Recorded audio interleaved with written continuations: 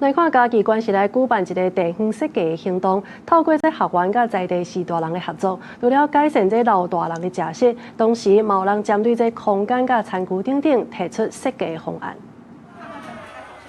社區的志工佇灶腳無閒來準備學員替長輩設計的食食，包括在地種的花仔菜、花仔葉，佮配合營養師對食市纖維甲蛋白質的要求。參加設計活動的學員甲在地長輩做伙合作，要讓社區據點的食食會當為食飽提懸來變食好。不同的族群，他們要的設計不一樣，所以很多的時候，他們必須要很仔細的去分辨，然後跟很多的長輩去做討論，讓跨世代的夥伴，從社區到學校的年輕設計師一起來解決，一起來討論跟行動。嘉義縣新港文教基金會兩年前就開始邀請社會設計企業針對向來高齡化甲社區食食的議題，透過青銀共創的方式進行下領域的人才培育。毋若設計更較好的食食，針對食食空間的規劃、環保餐具的使用，攏有提出設計方案。主要是要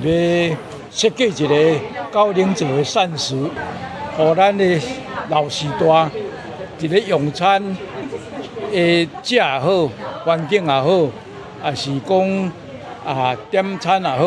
攏會當足順勢的。參加的學員表示，莊腳所在攏是老人較濟，所以這個設計除了會佇社區據點使用，嘛會當引入去在地店家，透過空間、食食等等的設計主題，毋若推廣在地農產品，嘛擴大對老大人友善的範圍，提懸在地店家的服務品質。記者林慧婷，嘉義報道。